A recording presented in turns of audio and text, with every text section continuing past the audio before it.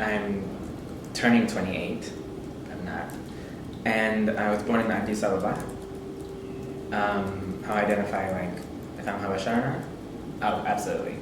Period. Yeah, down. Can you expand on that? Why do you identify as Habesha? Sure. I come from like a mixed home background, I guess, kind of. Like, my mom is from Asmara, but my dad is from, like, Oromia. He's born in, like, Bishoftu. But I was born and bred in Addis, like, and so was my, like, sibling. We grew up speaking both Amarinya and Tigrinya in the house, and it was never, like, I never felt, I guess, too much of one ethnic group, you know? But collectively, I identified as Ethiopian for a very long time because in Ethiopia, it's like you go by your dad's tribe no matter what. But when we came to America, I became a little bit more, I guess, or I strengthened my ties to the word Habesha and, like, the community because I'm in the diaspora now. I think that the word encapsulates everything, so I don't have to keep saying, oh, Ethiopian Eritrean. You know, I can just say Habesha and, like, people get it. And also, like, it's how the word is used in my house. Mm-hmm. It's never for, like, divisive reasons. What does Habesha mean to you? I mean, you kind of touched on that a little bit, but maybe diving into that more, like, yeah, when did you first hear the word? How has its meaning evolved for you since then? First heard the word, definitely can't remember it. That's like, I'm just a baby. But what it means to me, it's like, at least when I use it, and when people use it around me, the way I take it, it's kind of like saying, like, my countrymen. You know what I mean? Like, they get it. They're from where I'm from. Like, they eat what I eat. Like, they grew up with the same, I guess, mentality on certain subjects, you know, culturally. It's like it's a grounding term that connects us, in my head at least. But because I have a lot of family that are Oromo, and I have a mixed, like, my family also has, like, a mixed religious background too. Like, I do know that there are people who I would have considered Habesha, but they don't consider themselves Habesha. So I am a little bit more careful. But for me, myself, and I, when I hear it, I think just Ethiopian Eritrea collectively. I don't think of ethnic groups, I don't think of religious backgrounds, I don't think of this or that. But I am more careful, I think, when I call people Habesha because of that. Not only is that a part of my family, but I've also met people who are, like, our age and, like, are from the States, essentially. Like, they're in the diaspora, but they're not born and raised over there, and they have very strong opinions on the word, which was shocking to me. I didn't realize it could be, what's the word? Politically divisive? No, like, starts with a C. Contentious? Contentious, yes. I'm like, I didn't realize it could be like that. But because of that, I'd rather just err on the side of caution. Getting into your background a little bit then, you said you grew up in Addis, you grew up in a mixed family, a lot of unrest in those communities even today. So can you talk about just, like, what that experience was like and how you strengthened your connection to kind of, like, all those facets of your identity? I was born in Arat Kilo, but I grew up in Bole. My parents actually met because my mom was one of the few, like, Eritreans who studied in the University of Addis Ababa. And, like, it was, like, a weird time for them politically because it was, like, it was at the point when Haile Selassie was, like, getting overthrown by Derg. And then they lived through Derg being overthrown by Ethiopians and Eritreans, basically. And your mom was in university that whole time? Yeah. Wow. So she was in university the whole time, yeah. So, like, it's kind of funny. She's the only one in her family who can actually identify with Ethiopia because she was there in, like, some of her formative years. And the rest of them were all in Asmara at the time. But because of that, she also has, like, Ethiopia is like a home for her too. She's never been, like, anti-Ethiopia, if that makes sense. But I get why, like, a lot of Eritreans may still feel that contentious, like, not politically now, obviously. Now it's different, even worse. But, like, back then I can understand why people would be anti this and that and mixing and stuff. But for her, it's like that's just where she was, you know, in her late teens, early 20s. So I'm like, of course, it's like another home for you too. My dad has actually not really been a very political person in his life, except that he was one of the few, or not few, he was one of the people who were protesting against the monarchy. So before Derg came and overthrew it, I found that out actually only a few years ago. Like, my mom casually made a joke about it at dinner, and my family was like, what? Because, like, what do you mean? It's funny now to think, because he's a very apolitical now. Like, he kind of stays out of it because he realizes it's always kind of be a mess in the horn, politically speaking. Hopefully we can move in the future, but, like, you know, my mother does not feel the same way. The biggest problem in our house wasn't, like, Melis or TPLF or EPRDF or whatever. It was like, Isaias needs to go. And no shade to, like, because I'm about to say some really contentious things right now. But my parents were actually pretty thankful for how Melis handled, like, the early 2000s of Ethiopia. because he essentially what they were giving him credit for is cleaning up the city a little bit. Everything else, yeah. And like obviously he's set up the Horn to be as destable as it is now because of these ethnic divisions that we've like based our statehood on, which is so stupid to me. But anyways, so growing up in my house, like I never felt too one-sided of anything because of that. I think there was a nice blend of things going on. We definitely stayed out of Eritrean politics for that reason of Isaias though. I'll say culturally though, very Tigrinya. So I felt very close to my Tigrinya heritage, and my friends like to joke that I don't claim Ethiopia enough, and it's like, it's really not that. It's just that like there's certain parts of like how you grow up, it's like, it's how you were raised. How do they relate to Ethiopia? How do they relate to each other? My dad, I say that he's apolitical in the sense that he's like not a hothead. He tends to look at the whole picture and like both sides of things before he makes a comment on something. But my mother is definitely like, I don't think there's been a leader yet that has like made both of my parents happy at the same time. Like whenever she sees wrongdoing, she's like, like, you know, like she was really upset of like what was going on in Tigray when it started. And then when Eritrea got involved, it got even worse and it kind of got messy. Most of my friends are also Habesha or from the Horn in general. And it's like, it's kind of just been, it's such a big part of my life that I'm always going to be connected to the nonsense that goes on over there as well. So I feel like my mother sometimes when like something is going on politically or even in our friend groups when we have discussions, I'm going to get heated. About like culturally, was there ever like any tension between enough representation of Oromo culture or Tigrinya culture, or did it always feel like a good blend? I think it's always been a good blend. My dad is also not only Oromo, like he's from Oromia and like he was raised over there, but he has Amara in his family as well. And like he moved to Addis, I think, when he was in his teens. He used to raise cattle for his grandmother and like sell camel's milk and shit like that. Like he is from like Hagar, like he is a country boy, that like hut type, you know what I mean? So like when he moved to the big city, he's like, I'm in the big city. And he just kind of like, once you're in Addis, it's very like, it's kind of like being in New York, you know, you're like, there's so many other cultures represented, but like the biggest one you're gonna feel when you're there especially back in the day was Amara. So there's like a very distinct like classic Ethiopian to him, you know, like he eats like kurt and like teresega, stuff that is like, okay, like the rest of us are like, you know. The biggest points of contention in our family when it comes to culture is usually food based, because nobody in my family will eat raw meat except for him. Because like I said, we were all raised by my mother, and it's like the best we're gonna get is like kutfo lab. My mother was never disrespectful about it, and my dad is very respectful about like Tigrinya culture. Like they got married in Asmara.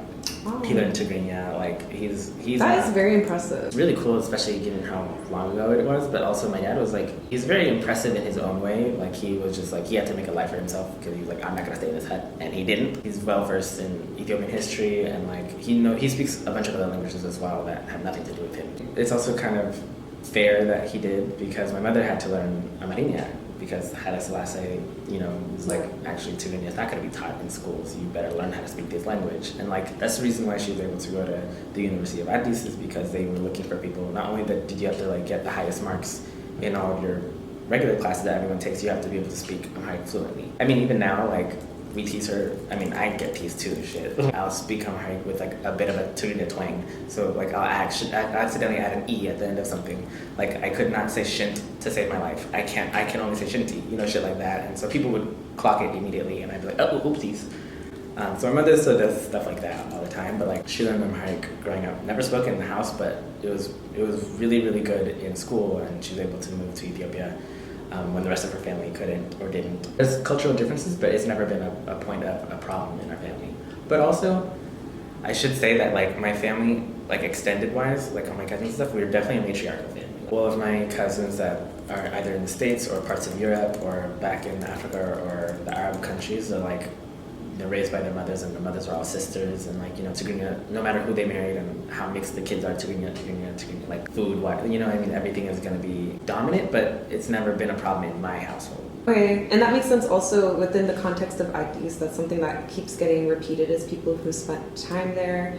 There's just like some sort of like pan-Ethiopian thing that happens. For sure. You just kind of feel like you're one of the people. It's like a melting pot-ish. There are like clear divisions when you go, not divisions like this is a problem, like this is segregation, but like you notice things like the running trope is like Gurages are running the businesses because they're really good at running businesses. Like if you go to Segabet, you know that these people are probably from Gondar because they make the meat the best. Like little things like that, but like you're still collectively all kind of one. And I mean, it ties back to being Habesha, because that's how I feel when I'm in the States, you know. Even in Addis, you still know where you're from, like who's your ethnic group, like your tribe, your people, even if you are pan-Ethiopia and stuff. And I find that in the States, a lot of kids who are like second gen, they won't realize that these ethnic divisions exist even in the diaspora, but their parents do it. They don't grow up realizing it. And so like, I don't know, maybe it's because I came off the boat myself and I was like, oh, like, what are you? And they'd be like, why does that matter? It doesn't matter. I'm just curious. Like, you know, what do we have in common? Like, where are your people from? Where are my people from? That is something that Habesha people are like sensitive to, is like difference. And I think it's because of such a bloody history, but it's also like, yeah, it shouldn't be offensive to like state your differences. And I think that's the Eritrean struggle in this Habesha conversation. It seems like that has in recent years been the Oromo struggle, and now it seems like a lot of groups want their differences recognized. Like, my turn. Right. You can still see these differences and recognize them. It's beautiful. Like, I love it.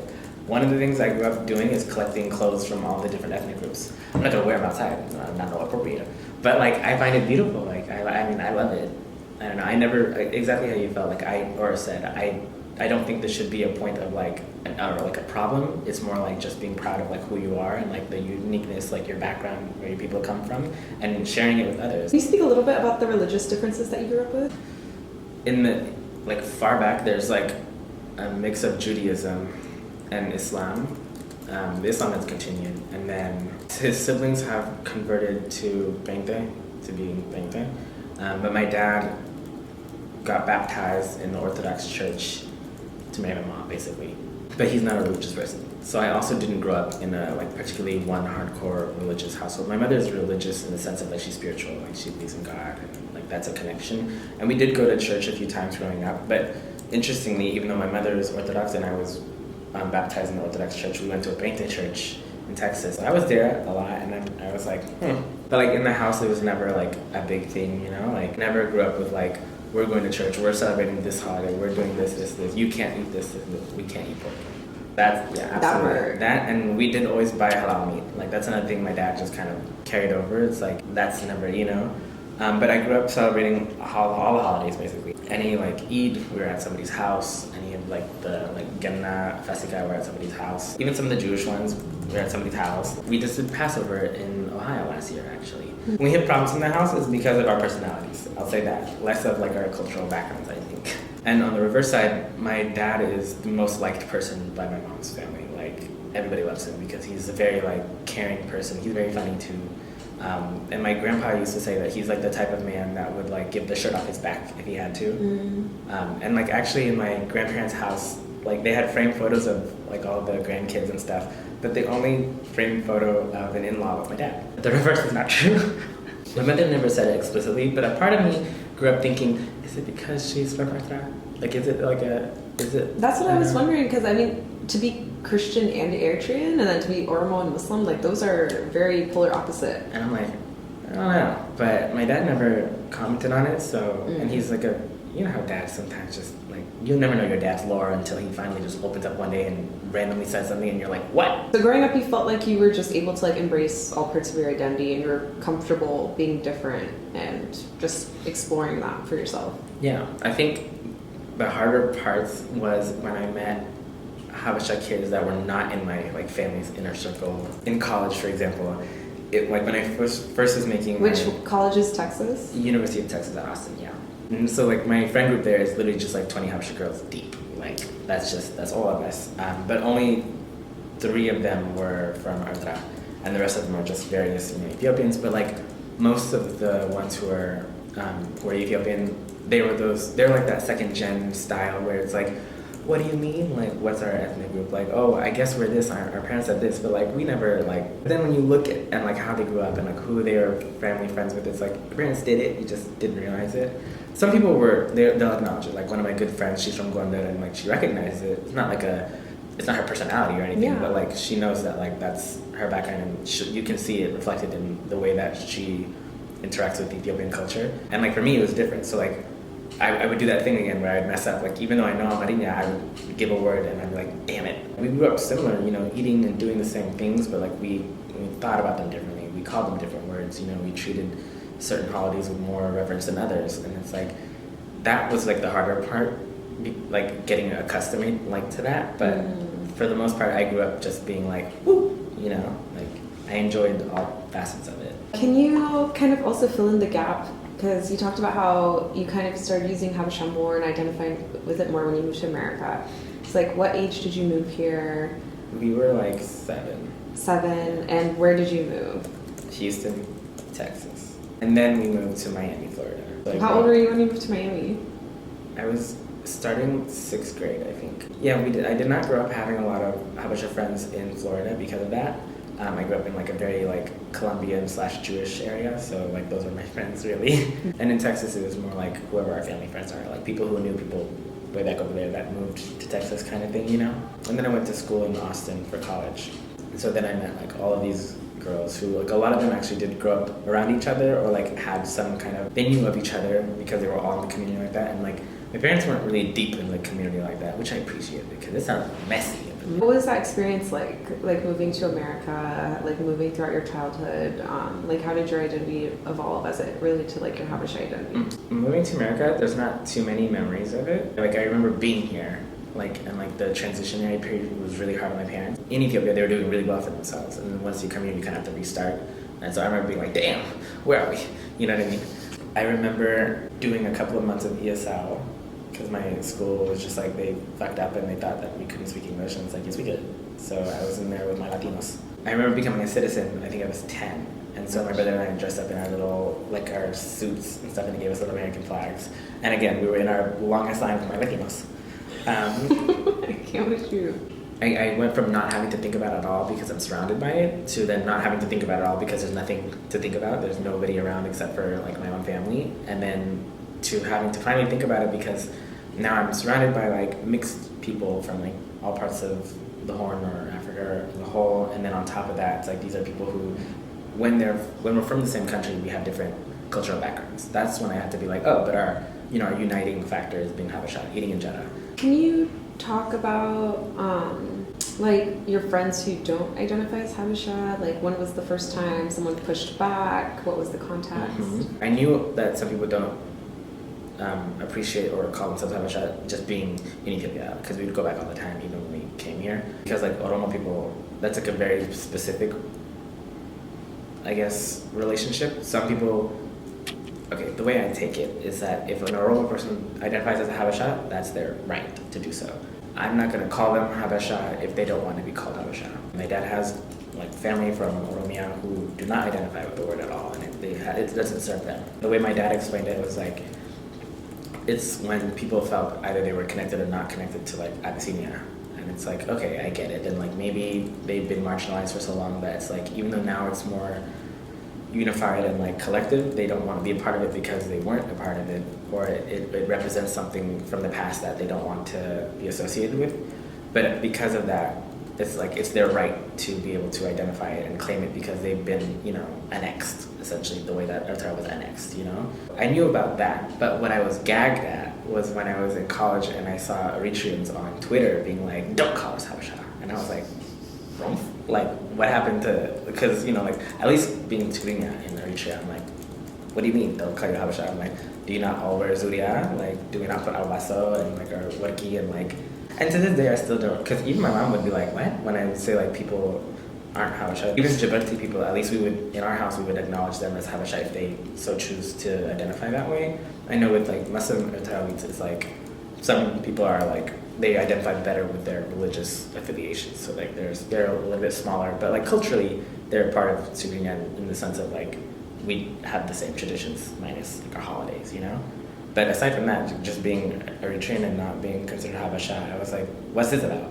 But then when I looked into it, or when it was explained to me, it's kind of a similar thing with like how Oromia was in Ethiopia. It's like the history about like being annexed, like Haile Selassie, like the nonsense about like forcing like Amara culture on people in Eritrea was like I started to understand more that it's like they feel like it's more like of another Ethiopia and then that kind of thing where it's like Ethiopians are being like they're homogenizing the country. But the way I took it growing up was just like this is just one of the ways that like we can say Ethiopian and Eritrean without having to say Ethiopian and Eritrean. You know, I do want to give people their space to talk and feel the way they feel, so like that's their business. I was definitely shocked. I was like, huh, okay, I guess. And this was high school? This was like senior year of high school or like freshman year of college.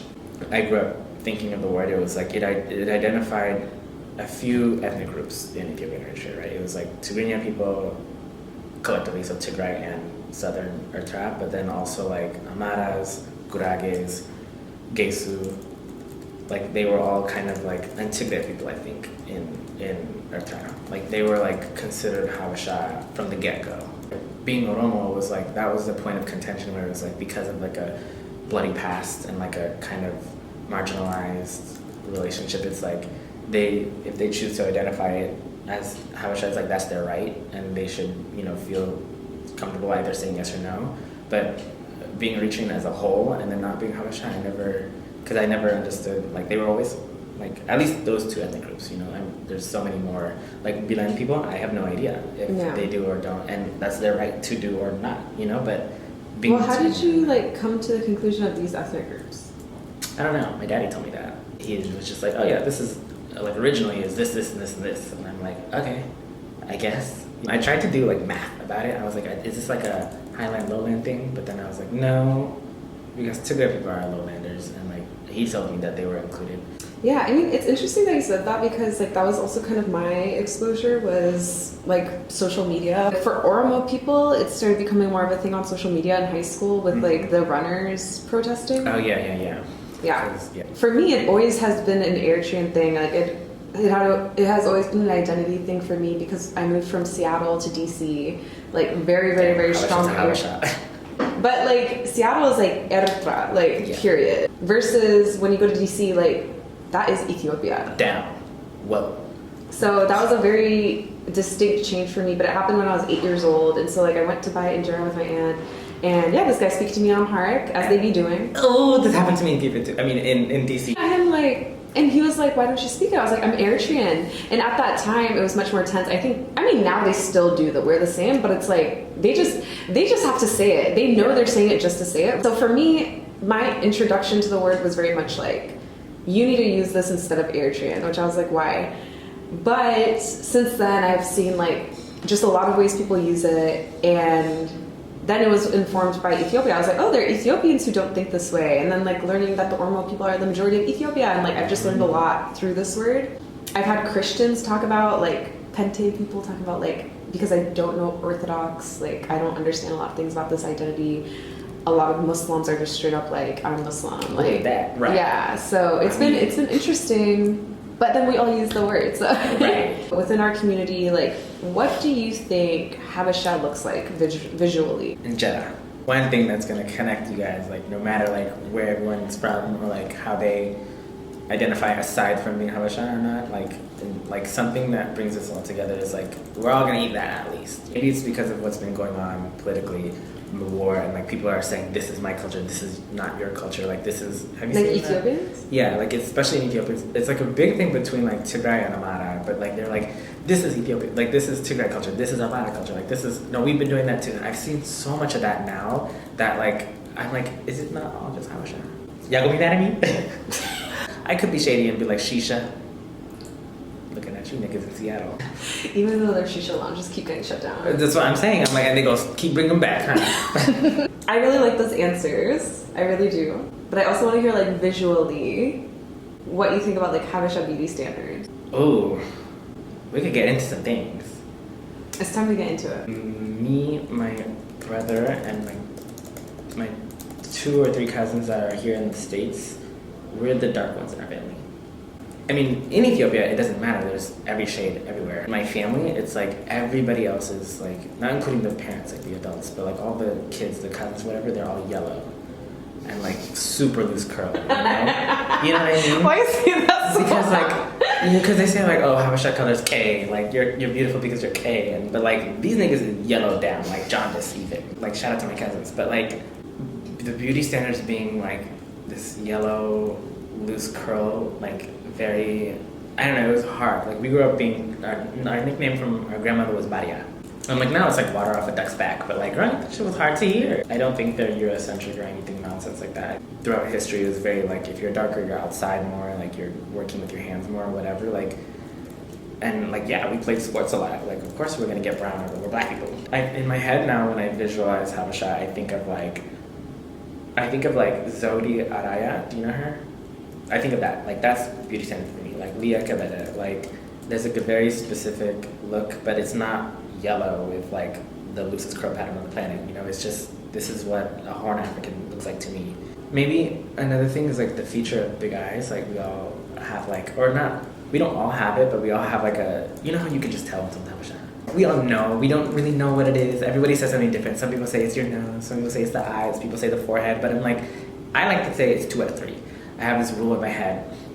I was just talking to my friend about this too, because he thinks that he doesn't look Habesha, and it's like, no nigga, you look Habesha.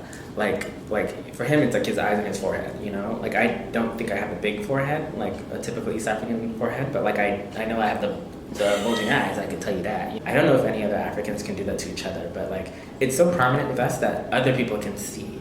For at least the Horn, if they can't get it right, they might mistake a Somali as Habesha, or back and forth, or Sudanese as Ethiopians, you know? But like, to the point where like, if a white person would be like, you're Ethiopian, and you're actually Eritrean, but you're like, how the fuck did you know where in the region? You know, we have that. Like, so that's definitely like, when I visualize Habesha, I think of that as well. Like, being able to like, just across the room, I can be like, Habesha. Like, I can just sense it. It's interesting that you also pointed out like that the beauty standard is like clearly like this like high yellow to the skin, right? But then you have like Zodia Raya, and like I would say your typical Habesha is darker skin, right? Like, at least brown. Like, at least brown. Can you talk a bit more also, like, if you've seen a difference in the beauty standards between like back home in Ethiopia versus in the diaspora?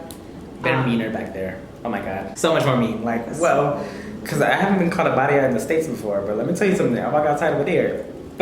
But also, I think they're more realistic back there because everybody is black. So it's like, girl, like, if you're pretty, you're pretty. Like, that's how it is, really. Here, it's like, it's different in the sense of like, I guess within the Habesha community, I think there's an influence from like the dominating African American culture, and like they also like have their own beauty standard. For some reason, you know, light skins are still at the top, and like we can get into how like there's so many other like things at play here.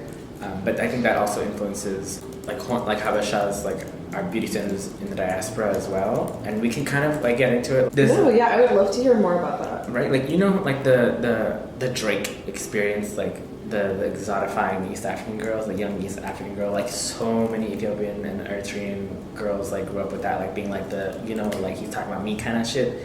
And it's like, yeah, but like you do get like what it is, right? It's like, it's the features that make us look different than like West Africans or African Americans.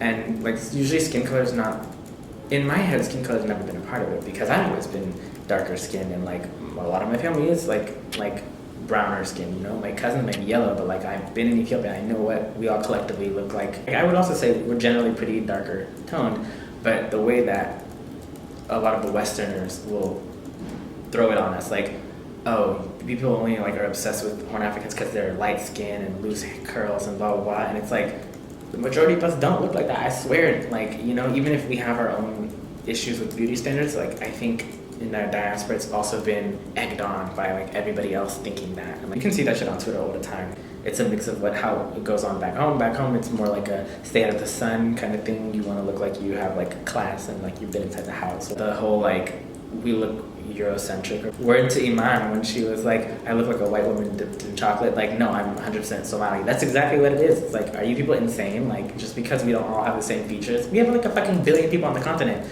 and we're all in different like geographical areas, and like we've all like evolved differently, and like there's so many things that play into how people, like humans develop. It's like, it's insane to think that we'd all look one type of way, and because we don't, like, to give us this European label or Eurocentric label, no. The want to be different definitely eggs on people in the Habesha diaspora, because I know girls who are also proud about being like different looking. Like, you know, they play into the Drake thing, and like, but when you look at like high fashion, for example, a lot of the East Africans are like, they're the browner, darker skinned girls. They just have like prominent cheekbones, like big eyes, like the other parts, like the other features that we can recognize in each other.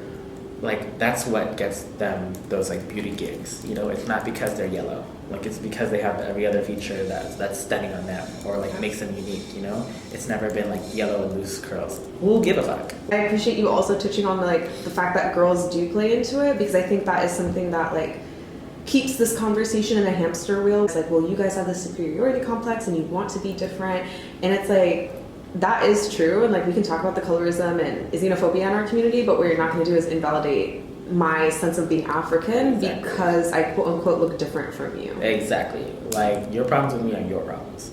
However, we can acknowledge our own problems within the community. That's our business to do so, and we will be keeping each other in check. But like, don't like disregard our Africanness just because we're different. Like that's foolish. Luckily, most of my friends from West Africa are. We've been like on the same page on all of this, you know what I mean? We're collectively like together about being African and like being proud and cultural exchanges and stuff. Like even at UT, like we had an East African student group because the African student group at the time was very like Nigeria centric. Even for other West Africans, it was very heavy Nigerian. We then got together though and made a different African organization that was much more unified and felt more representative of like the different parts of Africa, more so than just having an East African one and a predominantly Nigerian one, you know. Like we can definitely build those bridges and get together. That's really progressive, because what I thought you were going to say, which would have been a trend, is like people tend to just start their East Africa society. That's how it started, at least in UT. I think it was surprisingly, I learned about the history when I was about to graduate. I was like, what? It was started by an Eritrean girl, and I thought it would have been started by an Ethiopian or a Somali, but like finding out it was started by an Eritrean girl and then like included Ethiopians and then eventually included Somalis, so that it wasn't just Isa or one of those. It was a Horn African group because everybody kind of was represented in some way. But I understood that it was out of necessity because there wasn't any representation within the group. This is like very much ongoing, like the trend of like Nigerians being dominant in African student organizations in the United States. But then also looking back, I found a video studying abroad in the US. He's being interviewed at 14 years old. Do you know this? The black and white one? Was it the black and white one? Ugh. You saw the Nigerian. So this is like very historical, and I find that, you know, Nigerian, even though, yeah, like we have West African friends, but I think it is something that like Nigerians have an idea about our region, and they definitely have an idea that they are the Africans. Yeah. And it's interesting because I think at the same time that we're criticizing them, and like you just talked about like the necessity of having representation, it's like a catch-22, because it's like, yeah, we are racist. Like our community is racist and that sucks. But then also like we want representation. So like what does this mean for like Pan-Africanism and East versus West? It goes deeper, I think. Because like we're both mixed religiously. I think it really has a lot to do with looks, and I think like the Habesha diaspora is becoming much more Pan-African than like our parents' generation, and I think that also comes from like being independent, and not being in war. Being independent, not being in war, being in the West, like being around other people so much is less of a homogenous society. Even though in the Horn it's not homogenous, because we just talked about like how many ethnic groups and blah blah blah. But like at least collectively we have a lot more similarities than like the rest of Africa. And to piggyback off of what you said of like the differences or the similarities being like we're both religious mixed background, like, you know, Africans and whatnot. I think a point of difference is that we have a much more stronger connection to like Arabia and India based on like historical, you know, like trade connections, like, but like, you know, there've always been like a mixture of like other cultures present within the Horn. But also what's not fair is like, yes, like a lot of East Africans or Horn Africans are like, they have xenophobic tendencies towards West Africans for sure, and we can get down to like the anti-blackness and like what it is to be like black in the world. It's very like, it's less so like of East versus West when you think about it like globally, because even Nigerian parents will be racist too. They call African Americans akata, and like they have words for them as well.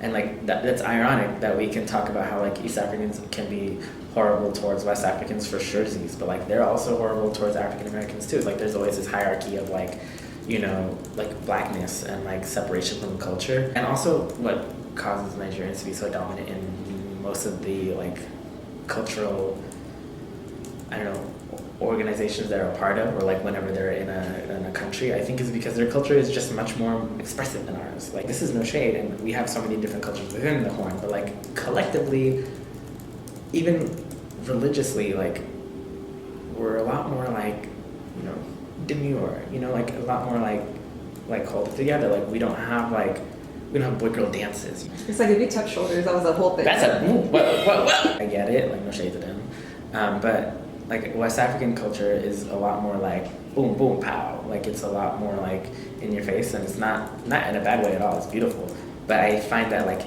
it's so much easier to accidentally take over something. That difference is so like jarring, you know. But yeah, xenophobia is ridiculous. Like especially that video, I know exactly what you're talking about. I was like, oh god. Oh, did your parents like kind of like talk to you or relate to other Africans?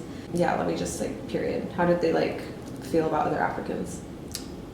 They really like appreciated West Africans, and specifically Nigerians, like commitment to the same, I think, ideals that we as these like Horn Africans do, like a very strong focus on education. They're still very religious people, so they respected that a lot for sure. The biggest issue, it was never like a xenophobic thing. It was more like we only eat like I said, halal food in the house. You know? In West Africa, it's much more common. I've never seen it in the Horn of Africa. Correct me if I'm wrong, but we don't eat like mixed meats in our foods, and like that was like a thing that they would be like, the food is not for us. You know what I mean? But they were always very like supportive of me being friends with other West Africans because they, you know, there was a certain similarity. We all appreciated the same things. So I grew up with quite a bit of Nigerian friends. Especially Texas, I can imagine. Down Houston, that's Nigeria. That's Lagos. I don't know if this was something in your house, but like my house, Jamaica was the problem. Like why Jamaica specifically? I think there's a historical connection to how Haile Selassie was obsessed with. Well, Rastafarians are obsessed with. That's fair. Selassie, that's fair. And my parents never respected that shit. I actually don't respect Rastafarians either, so you can put that shit on record. Jamaicans, y'all are cool, but like Rastafari as a whole, shut the hell up. Like, and I'm gonna stand in that too, because Haile Selassie was a monster, and even if you don't think he was a monster, he was not a god. And I'm not gonna sit here and put respect on that. Like I'm not. Outside of Africa, that's when it was like whoa, whoa, whoa. But I did a lot of work with my parents to the point where like now they're like Black Lives Matter type shit. We're like, yes, we're African, yes, we're Habesha, but like Westerns aren't. They're not gonna acknowledge that. Like, you know, if they see my brother driving a car, a police officer's not gonna stop and be like, oh, I'm sorry, you're Ethiopian. Like, please go ahead, sir. Like, you know. So it took the work, and I think that for most people in the, like that are Habesha, if your parents do have those tendencies, those xenophobic ideals, like and that anti-blackness within them, you can definitely like work to get that fixed. I did, and it did take a long time, but I'm proud about that. Like, because I've never been like I'm not black. Like I've never had that moment. I've always had that I'm African more than I am, you know, black, because like I came here and had to learn what being black was. Because the thing is, like, I understand being black in the U.S. context, but the thing is, even on the continent, we tend to be like xenophobic, right? Like, I'm thinking about like Uganda, for example. I hear a lot of stories of like Eritreans and Ethiopians thinking they're better than like the local Ugandan population. So I'm wondering, like, if you have any ideas or opinions on where this ideology might come from. I do. Okay. So historically, this is another thing. Like my dad may be apolitical, but he would tell me a lot about like history and stuff, which is why, at least the way I thought of Habesha and what groups it included and didn't include. Part of that was because of like during the Arab slave trade, like the people who were considered Baria or like Saratanya, that's the Arab slave trade. Like that's a whole different topic, but like collectively it wasn't Habeshas enslaving other Habeshas. You know, like it was very specific. Like they othered them because of cultural, what I'm assuming is cultural differences. Like they didn't have the same religious backgrounds. I think a lot of them have more indigenous African religions at the time, and by this time we were all at least Abrahamic faiths, I think, you know. And on top of that, I mean, we do look different.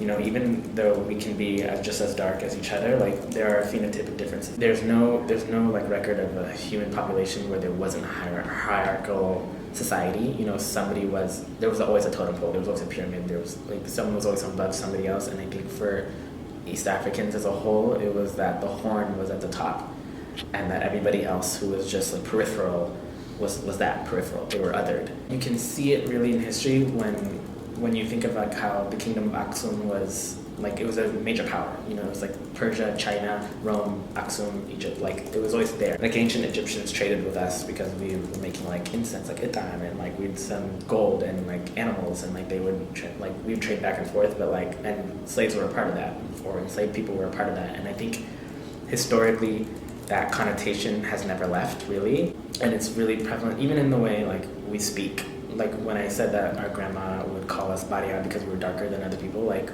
in reality, she's saying that we look like the rest of East Africa because of our skin tone, and like it's nonsense, but like I understand where it comes from. I can't believe we still think and talk like that, but like, ugh, you know? I think if I were to ask somebody now, like a second gen West African, I don't think that would be the first thing that would jump to their mind. I think they would think first of like the whole superiority complex about like being exotic and like young East African girl and Drakeified. I think that's more in your face all the time, more so than like the historical like dun dun dun. People recognize that superficial layer, but then kind of to your point, like we only have that superficial layer because of this deep historical. It comes from somewhere. Yeah. I appreciate you touching on that. No one's brought that up. Okay, before we move on from like kind of like your immediate experiences, is there anything else that you have felt with the word Habesha? I know generally you've had a good experience, but if you've had any other like thoughts that you feel like you want to share at this time. I don't, except that I realize that like Ethiopians and Eritreans will say it differently. Like they like to say Abesha, we say Habesha. Yeah, what is that? I don't know, but they say Mbasha differently too. So not Mbasha. They say Mbasha. Mbasha. You see, like, when I met in Ethiopian college and they kept saying Abesha, I was like, what is A? Me too. I was like, Habesha. The first time I heard it, I was like, huh? Because like even in the house we still say Habesha. But I do find that funny now. We're saying the same thing and it's different. Yeah. Because like you can look at like South Asians, for example, when they have their word like Desi for them, I guess it's more akin to how we say Habesha. I'm sure that they all say it the same though. You know, like, or maybe I'm not sure. Maybe they have their own accentual differences the way we do. I like that also you brought that up because I feel like in this project, I'm hoping, I'm not sure because I'm not familiar with their identities as much, but like DC and like Latinx groups can also think about how this relates to their... Oh, you know, I'm Colombiana, right? I'm Latina now. Yeah. I mean, okay, do you have any thoughts, I guess, like based on that experience, how like Habesha is somewhat similar to the Latinidad identity? No worries if you are not as familiar, but like Latinidad or DC, if you've seen any similarities. I mean, definitely similarities because there's like a lot of shared cultural experiences no matter what country you're in like Latino America. But what's interesting is that it looks like we have more differences in terms of like language than they would, you know, because they all speak Spanish, even though a lot of their Spanish is different. Like here, words for this and that are different, but like collectively they can, there's a mutual understanding and it's much harder in the Horn. Latinidad and like being Latina it's so much more broad that it just can't be as connected as being Habesha is. But maybe South Asia, even though there's like a billion people right there, like there's like, it's like 3 specific or like 4 specific like groups that are like being tied together by that word. So I think maybe there's more similarities on that side than there are in being Latina. But I would love to hear what people from Latino America would say and feel about that word. I doubt that they know it unless they have very, very close Habesha friends. This is probably going to be like, my best friend is from El Salvador. Oh, see? I love me a pupusa. We also have touched a lot on like the interactions with other Africans, but I do want to go back to what you're saying about Rastafari. Oh yeah. We could. Yeah, sorry. No, I am really excited for this because same thing happened to me in Johannesburg. South Africa, they have like a very strong Rastafari minority. It became a thing and I was just like, look, I get it, like your religion, pero like my country, pero, you know? Exactly, pero like no. I knew of like Rastafari people, or sometimes they're just called Rastas over there in Ethiopia, because there's like an area of Addis that apparently was granted to some of these Jamaican expats, I guess, who were such Haile Selassie stands that he decided to give them some land in like this area called like Shashamene. They called themselves Rastafari, and people don't recognize like those are just like they're just calling Haile Selassie by his birth name, like Ras. He's a duke of like, or he's a duke and his name was Tafari, and like now it's a word, Rastafari. What the fuck? And it's like they have such a reverence for someone who has committed. I mean, I guess there's no such thing as a perfect leader. You know, you either live long enough to become the villain or you die a hero, and he definitely did not die a hero. He died under a toilet, or was buried under one, I should say. A toilet? Yeah, that's a whole different story. Look that one up, grew up. I mean, either way, he died in exile. Exactly. Yeah. But the gag is like this, like community I didn't realize was so like, or like this cultural impact on the world of being Rastafari. I didn't realize that until I was like really in the States, and I would see the Ethiopian flag, like, or at least the Lion of Judah one, a lot. And like whenever I would wear anything that had Ethiopia's flag on it, like I would have a little sweatband that had the flag on it, and like if I had it in school, or if I had anything that had memorabilia from Ethiopia on it, people would be like, oh, like go Jamaica, or like yes, Rastafari, or whatever. And I'm like, what the fuck? Like I had friends who thought that was the Jamaican flag for a very long time. Insanity, really. And it was even crazier to see like that people just knew of Haile Selassie and were very proud about him. What? Like meeting Westerners who had this idea that he was some like amazing African leader is like, dun dun dun. It even goes further than just Caribbean people, like even other Ethiopians who like, it's again that second gen story where I was telling you, like sometimes they don't recognize things are going over their head because they just don't talk about it in their house. Like those Ethiopian friends I had in UT, like they didn't realize that we felt some type of way about Haile Selassie until me and like the three other Eritrean girls were like, actually he was kind of an asshole. You know, there's a reason why a lot of our parents can speak Amarinya, and it's not because they were curious to learn it. The fuck, like, you know, my mom said they even had like, actually, there's a little bit of tea there. There's some Eritreans who enjoyed Ethiopian culture for sure, but like the forced things, like the forced language, like changes and like making things, it was just, it's ridiculous to think that like someone who could have done so many like horrible things and oppressed different groups of people in the Horn be revered so much in the West simply because he was an African leader. And like I think it ties into like the, like aside from just like Rastafari's own myth about him being this like messiah-like figure, it ties into like Ethiopia not being colonized and stuff. And it actually brings me back to when you were asking about like cultural differences in my house. One thing that my parents did fight about is like whenever my dad would make a comment about how Ethiopia wasn't colonized, or he would like to mock, because we eat a lot of pasta in my house. Sugo is a food group in my house, really. My dad would like to make comments about like, because my mother is an Asperino down and I'm an Asperino down as well, like he'd make comments like, oh, it's because you guys, you know, had Italy all up in there, like colonized by Italy. Or like he'll make a joke, my mom would be like, well, Ethiopia was too. And like he'll be like, no, it's like an occupation, blah, blah. And she's like, well, I mean, they were there, weren't they? My mother had to deal with a lot more of like a Caribbean influence in South Florida, and I think that just egged it on about like having to see that all the time. She's just fed up with it, and I can't blame her, because like, what the fuck? And I'm like, I'll always be the first one to clock in. Like if I ever hear people talking about Rastafarianism or like being Rastafari or like Haile Selassie, I'm like, let's get into some things. Like you said, like that moment you had in Johannesburg where that person was like, what? And you were like, well, I was playing around, but we can really, you know, we could definitely get into some things. Like he was a dick. And it's so weird. It's so weird, especially since you don't really have any connection to it. Like not to get, like, not to gatekeep, but like, he's our asshole. Like, you know what I mean? Like there's no connection here. If anything, you guys are making light of like what was like a really dark period for a lot of people in Ethiopia. Like there were some good things that Haile Selassie did for sure. He's actually the reason I'm here today, because my granddad was, he was like a freedom fighter in Eritrea, and like during colonizational times, like Italy was like leaving and like Britain took over. They put him on death row. Like he was supposed to be killed with a bunch of other like freedom fighters in Asmara, or like right outside Asmara, and like Haile Selassie was coming in at that point. This is when the annexation was happening, and he like cleared the roster. He was like, okay, you guys are free to go. Basically, we can acknowledge that there was some good that he did, but that doesn't mean that he wasn't still horrible in a lot of other different ways. Touching back on how I made that joke about like dads will just have this like dad lore, where like just say something and you're like, what the fuck kind of life did you have? Because you don't talk about it.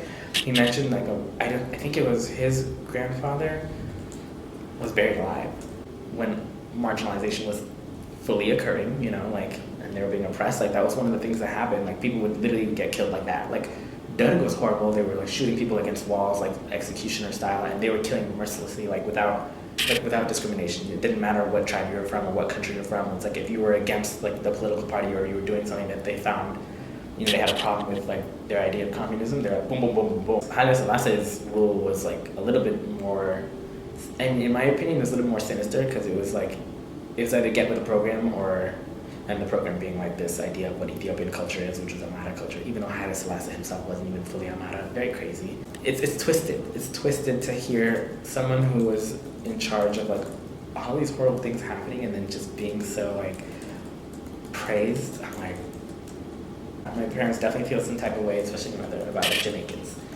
That being said, I love me some oxtail. hate Rastafarianism.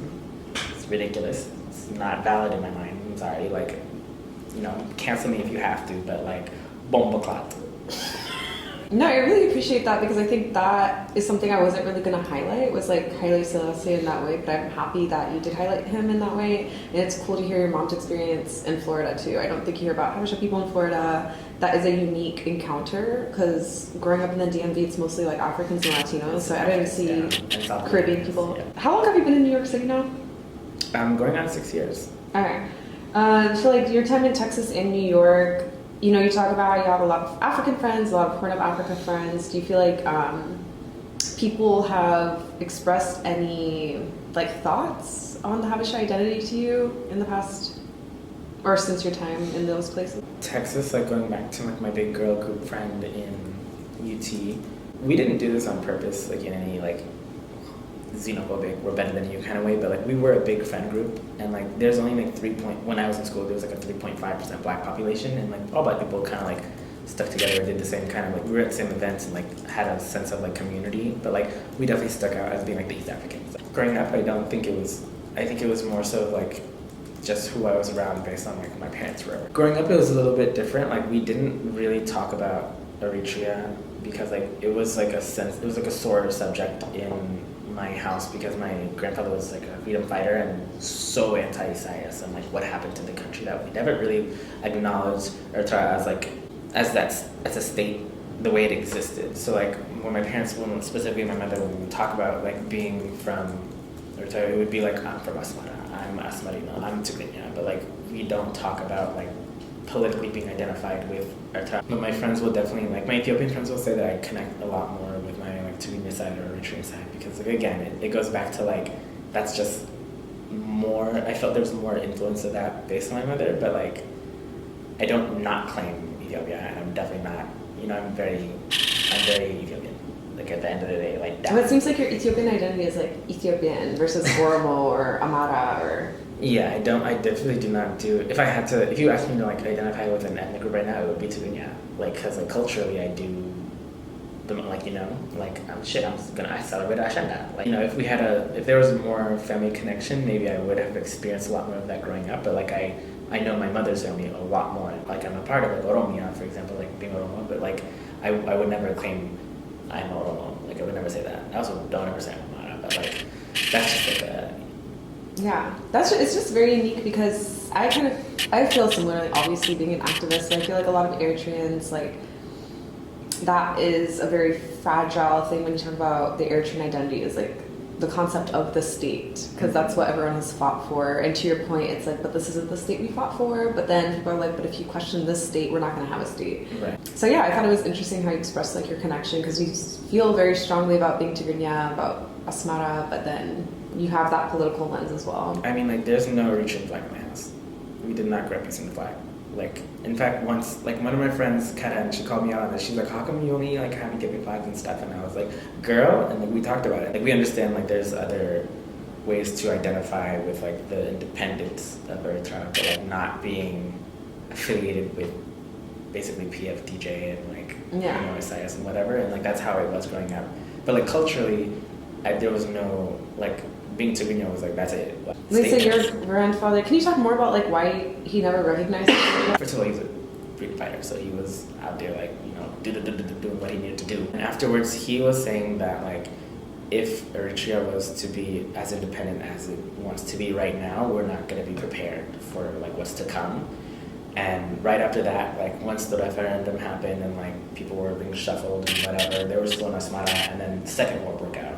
You know that one that was like closer to the late 90s? The border, yeah. Yeah, the border war.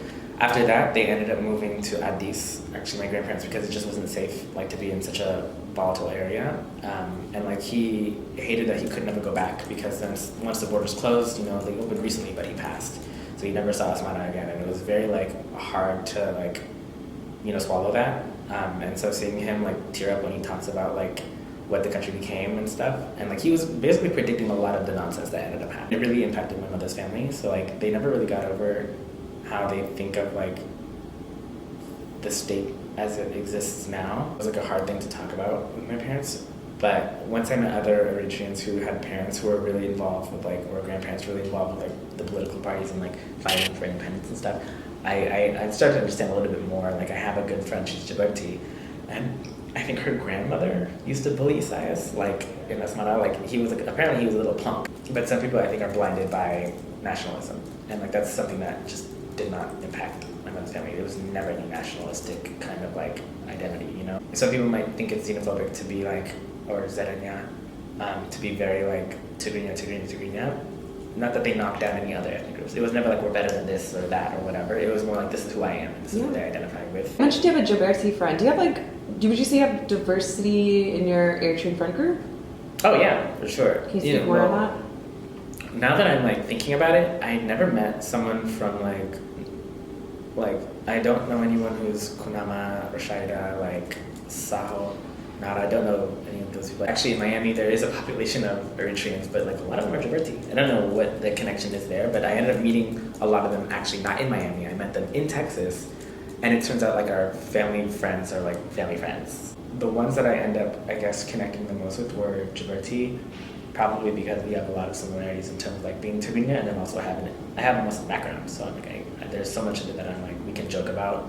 And one of my other good friends, who is Bilen, she says that like whenever there's like a wedding or something, like that whole population will go together. So like they'll go from Canada to like Ohio, wherever the wedding is, they travel together, and I'm just not in the community, so I don't know. For the Habesha identity, like, do you have any like strong opinions on how like religion plays a role in it at all? What's funny is that I never even knew that there was like a religious component to it. Mm-hmm. The way that I understood it growing up was that it was those ethnic groups that my dad had told me in the past. And for example, I didn't realize that some Djibouti people won't call themselves Habesha, and it's not the Eritrean thing. It's like a whole different, it's like a religious thing, it's a Muslim thing. My family friends were Gesu, and it's like, they were also Habesha, and they call themselves Habesha. First of all, like, what does Gesu mean? It's how people from Harar in their language, Gesenan is their language, Gesu is the people. When I say that, it's because I know people who are from Harar and they call themselves Gesu, but really I'm just calling them, they're Harari people. Like, you know, again, talking about just the differences while recognizing the similarities, I feel like that's a distinct difference in the Ethiopian experience, that like most of the Eritreans you're going to meet are going to be Tigrinya or Tigrinya speaking. Yeah. Versus in Ethiopia, it's like, it's a very, very, very distinct differences. So that's interesting that you brought that up. I mean, you've also addressed this in different ways, but can you speak more about like your connection to your Oromo identity and how that impacts the way you see your Habesha identity as well? It's hard to put into words because like I always acknowledge it, but culturally there's not like a lot that we did within my home that was like Oromo specific, except for like learning a few bits of Orominya. Like Oromifa is really how you say it. You don't say Oromos don't say Orominya, they say Oromifa, or Afro Oromo. I knew like my great aunt, I guess, from my dad's side, and like my aunt, like a few aunts who like came to America, and like there were still like that still had a relationship with my father and my mother. But even then, they were converts. Like they were, and they speak Amharic. You know, like they lived in Addis for a long time. Now they're Painte, and they live somewhere here in the DMV area. You know, nice people. But like culturally, like because they ended up also moving to Addis way after my dad did. Like they became very Ethiopian in general. So it's like I missed out on like I guess like a big part of how he grew up. I guess the parts of Oromia he's ethnically from is Showa Oromo, I think, like closer to the middle, like where Addis is. Bishoftu is where my dad is, like where he was born, but like he was raised in the east, like towards Harar, like Harar area where the Oromos are, Somalis are. But the village that he was born in, they call it now Debre Zeit, but its original name was Bishoftu. Like the way that Addis Ababa is called Addis Ababa, but it's called Fifine is what it was originally. You know, so like there's things of it that I know and I respect and I can acknowledge as my cultural heritage, but like my day-to-day like basis, there's not a lot to like identify with aside, because like it's what I was raised on is just being Ethiopian in general because I'm from Addis. And then you think of like Tigrinya people, it's like I can't not think of Tigrinya people without including Tigray because they do the same things. You know, they're gonna have a guala, they're gonna have albasos, they're gonna eat like sapi, but not just regular sapi, like silsi with hilbet. Oh, yes. You know, like things that like other Ethiopians don't eat, but like Eritreans will eat, at least the ones who are Tigrinya, they'll eat that. You know, so there's connections that I'm like, I can't not think of that. But when I think of just being in a Tigrinya space, I can separate the two really easily because you can hear accentual differences. You know, like some people sound a little bit more hick than others. No shade. I do think you are more open to that idea because you're Ethiopian, but then the fact of the matter, like what makes your anecdote different than anyone else saying it is that you know Tigrinya culture. So that's what's interesting about hearing this. Also, like a lot of my family that are Tigrinya, a lot of them ended up marrying into people from Tigray. And I don't see a lot of the differences, like except for that my cousins have to go to like Addis Ababa and stuff like that. I'm like, oh god, I'm so sorry. No shade. Because you know they're city people, so like when they go to the country, it's always going to be harder for them. Yeah. But aside from like differences like that, like there's so much more similarity that it's harder for me to disconnect the two. Now that I know more people who are like Eritrean down, but are very Tigrinya as well, like I don't think he does not identify with Tigray at all, but he can acknowledge that the similarities definitely outweigh the differences. But I have friends who do the reverse, who are very Eritrean, very Tigrinya, but like have no association with Tigray, and I'm like, how? Maybe again, it's like me being Ethiopian, and then also having friends, like family, like blood family, who is also they're Tigrayans too, you know, but like they grew up speaking Tigrinya, you know, their mothers are from Asmara, like just because their daddies are like from like Adigrat and Adwa and stuff, I'm like Zalambesa, I'm like I'm supposed to be like, no, you guys aren't, like culturally I can't separate them, like they're, unless I have to, once I'm in a Tigrinya space, then I'm like, yes, this is that. Well, in what ways do you separate them besides the food and the accent? LOL. There's definitely like more like unique cultural differences, like at a wedding, for example, like Eritreans will do things that Ethiopians don't. So in Tigray, like I've been to a wedding where it was like an Eritrean and somebody from Tigray.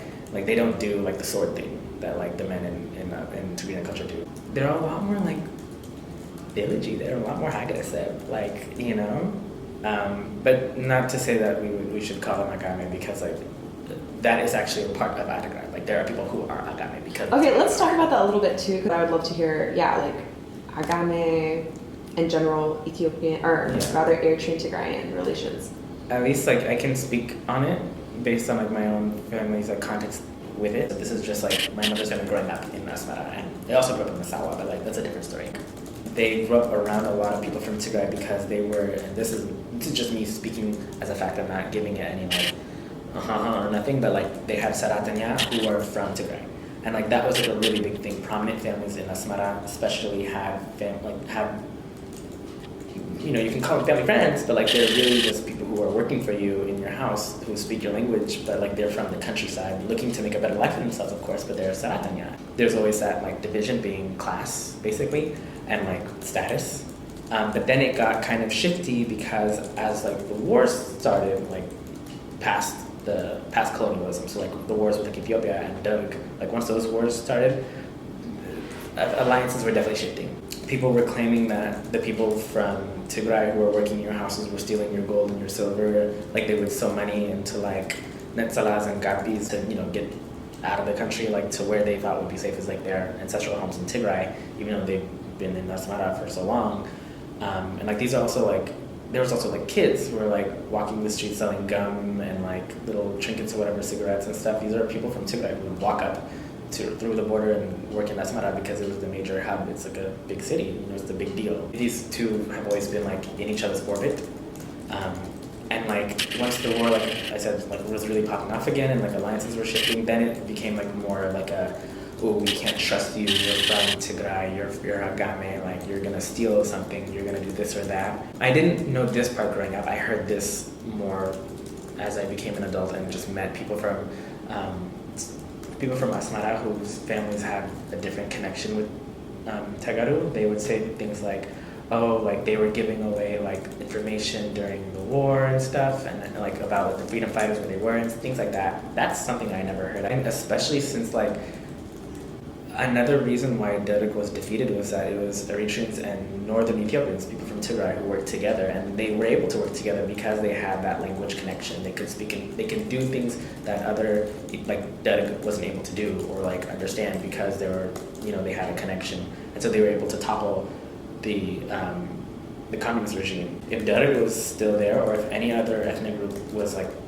part of or like more in charge of the army and toppled Derg, I'm sure they would have had a different relationship with Eritrea completely, you know? So it's like, given the shared history, even after the division of across the river, I think is the rules, like whether you were whether you were Tigray or if you were Eritrea. In the more recent history, like they've always been connected, and you know they've kind of shaped their identities based on each other in that way.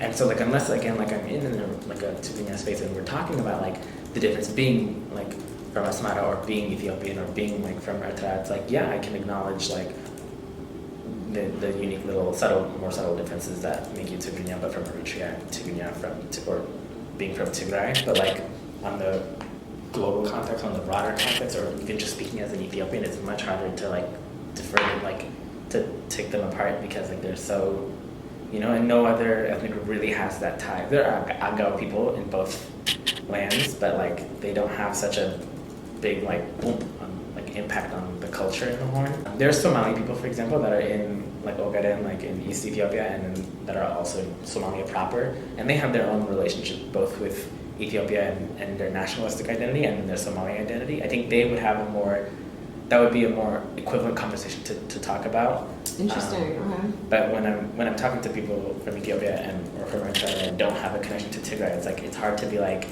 yeah, they're completely different. I'm like, not really. Like you can comment on one being Ethiopian, that's true, but like I don't know, girl, like very Tigrinya down, like. But that's like a very unique perspective. And like, does your mom have strong opinions on Tigray? She was pro like Tigray in the war, like when it started, because she felt like they were being like unfairly persecuted. But then the more Eritrea got involved, the more it was kind of like collectively like Abiy just needs to go. We never really saw them differently in the home, like unless my mom was being like shady. Like and by being shady, it was like a class thing. It was like, oh, they're from the country, they're from Tigray. You know, like she would do the same thing to people in Eritrea that were like from like real habitat, like Adi type things. Like if they weren't from the city, she'd be like, well, and like she would tell me stories like of growing up, like not growing up, but being in college. Like there was only her and one other Eritrean girl in her class, in the school of like pharmacy or whatever in Addis, and like there was another girl who was from Tigray. And she wanted to be their friend so bad. And my mom said, I felt bad now, but like looking back on it, I couldn't be her friend. She was too country bumpkin.